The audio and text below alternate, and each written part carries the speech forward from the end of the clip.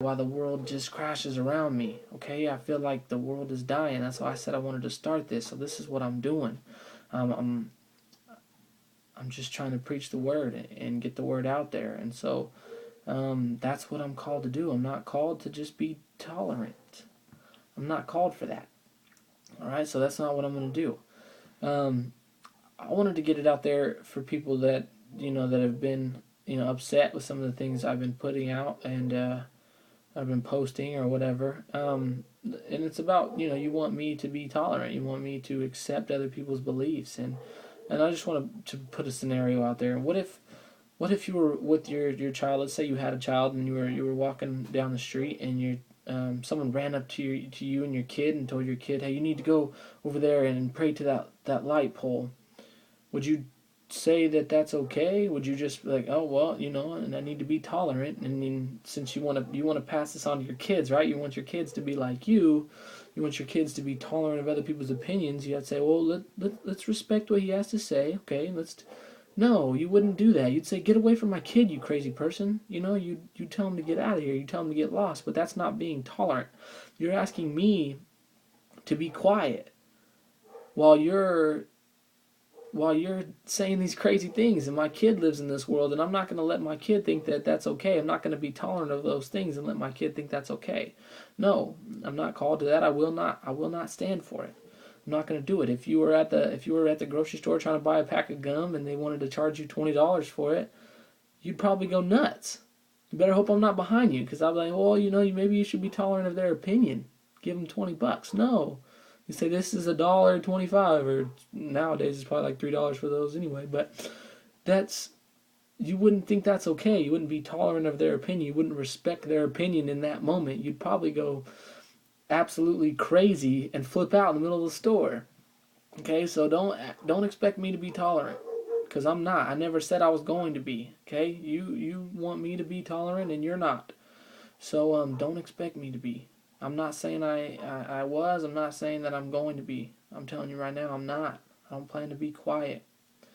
I plan to preach boldly, and that's all I want to do, no matter who stands up against it.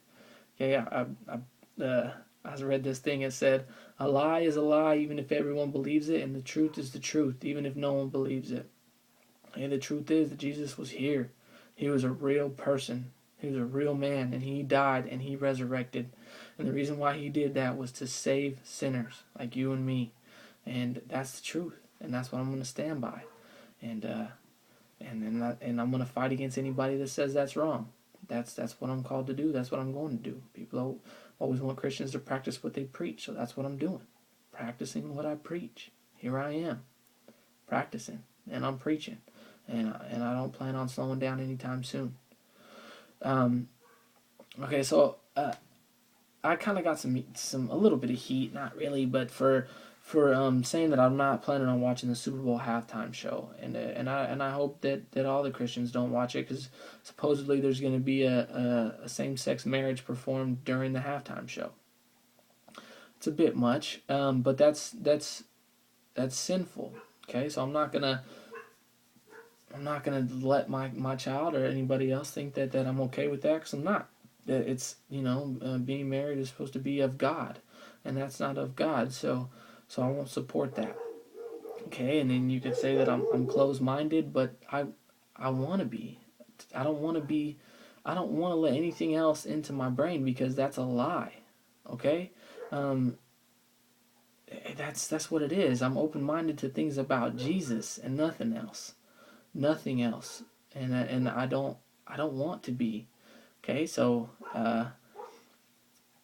don't expect that from me. It's never gonna happen. But I do have I have a couple friends that deal with homosexuality. One's open about it, and doesn't seem like he has any inclination to turn back from that. But I still call him my friend. I still got a lot of love for him. I think he's a great guy.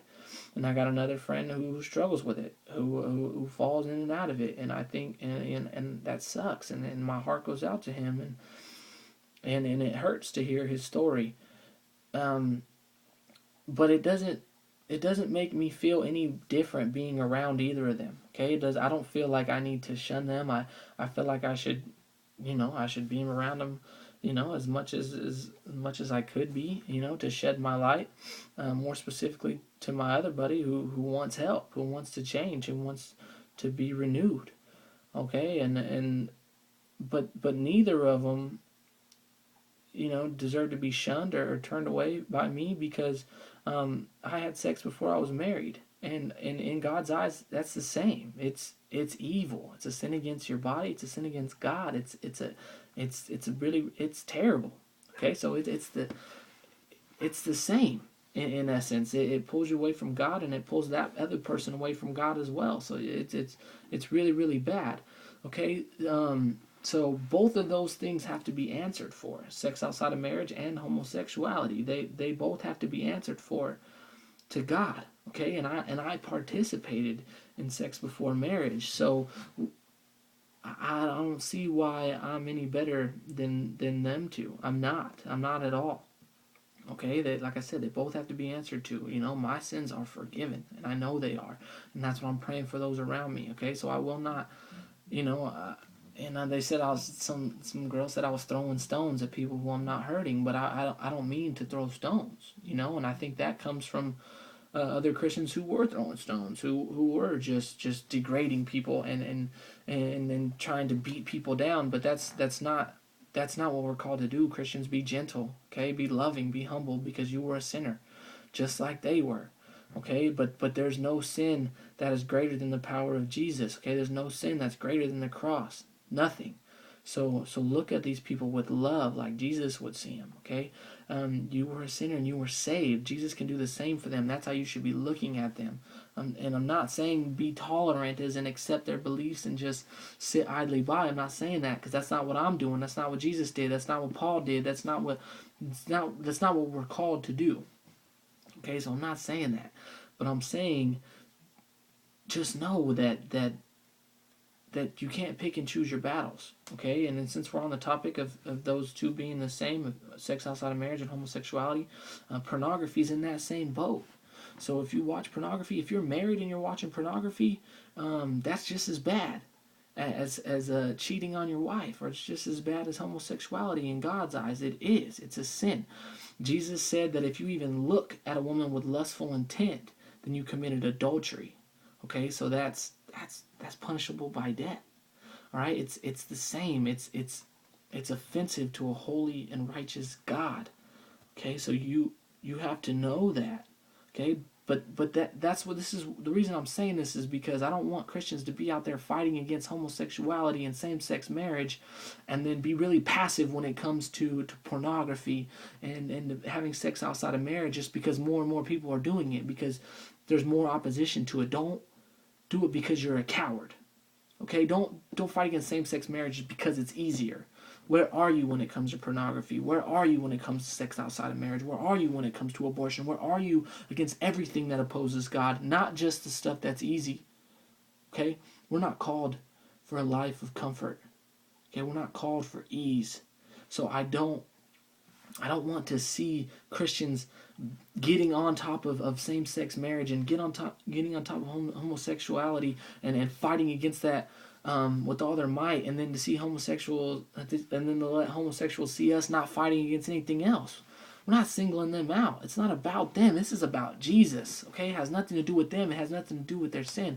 You hate the sin. You love the sinner. Okay, because you were once just like that. I was once just like that. I was stuck in my sin. Okay, I was stuck in it. It was my life. Okay, and Jesus saved me from that.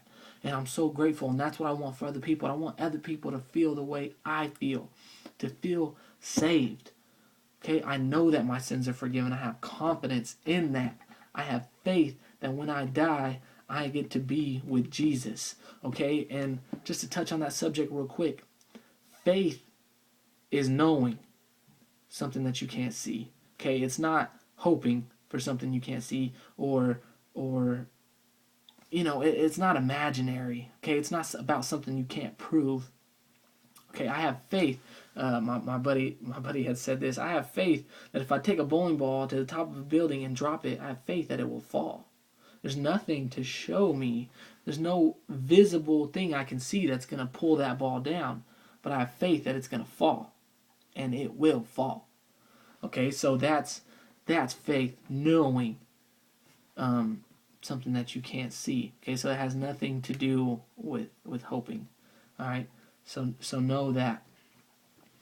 All right, so that's what I wanted to talk about, is to don't be passive. Okay, I want you to fight against the things that we're supposed to fight against. I'm not saying don't fight against that. I'm saying fight against anything that's against God. Okay, stand up against them. I think the reason the world is why it's now, and you see it all the time, and people are on, oh, what's wrong with this world? What's going on with this world? This is so bad. What happened to real men? And then I'll do a video on real men. But what happened was people stopped fighting. That's what happens. People get crazy.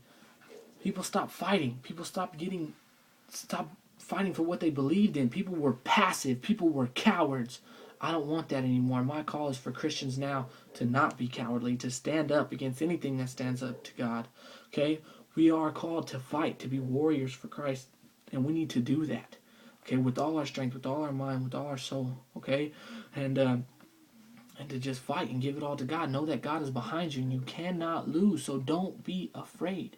You cannot lose, so fight with everything that you got, okay, against everything, okay? So don't just, like I said, don't just fight against homosexuality, and make sure that when you're talking to these people, be gentle, be loving. Know that these people are lost. It's not them, it's the person behind them pulling the strings, okay?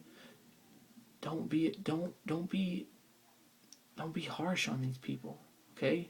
Because I'm guessing that Jesus wasn't harsh with you when he saved you. So don't be harsh with other people, okay? Be loving. Hate the sin, but love the sinner. We have to focus on that. Hate the sin, love the sinner. Don't ever forget that. Okay, that's how we show the love of Christ. We don't show the love of Christ by beating on people. That's not what he did. You know, he had a chance to stone a woman, you know, and it was lawful to stone her in that day. And he said, all right, well, if you're perfect, then you throw the first one. So that's what my call is to you. If you're perfect, then yeah, go ahead. Throw stones at these people. But you know that we're all sinners. We all fall short. So have love for these people. Okay? Don't be harsh.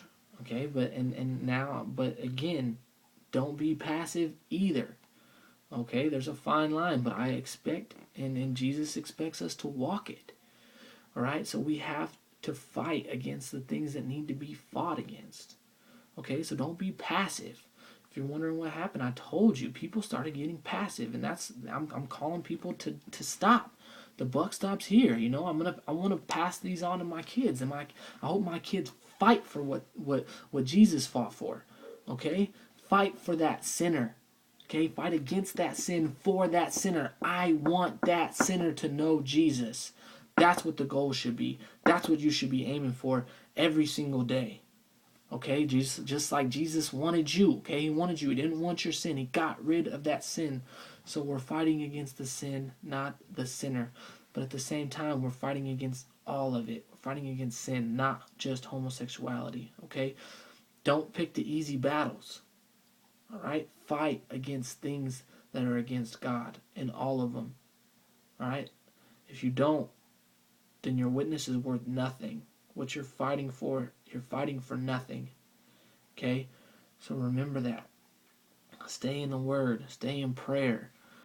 Be gentle. Be loving. But be about Christ. I think that's it for me today. Just do that. Okay? Be in the Word. Be gentle, but fight. We are called to fight. That's exactly what Jesus did. Okay? He was gentle, but he was fighting. Just in a different way, not what we're used to. Okay, that's it for me. I'll be praying for you guys. I hope you're praying for me. Send your prayer requests in to me, and like I said earlier, subscribe and share, and then let's get the message out there. Okay, we're not called to be passive. I don't want that. Stand up and fight. So if you're expecting me to slow down soon, I'm not. I don't plan on it. God willing, I'm going to be doing this for a long time, and I'm going to be fighting alongside Jesus. So I expect you guys to do the same. But fight like Jesus. Fight gentle. Fight with love. Fight for the sinner against the sin. Okay? I'm not fighting against people. Know that. I love you guys.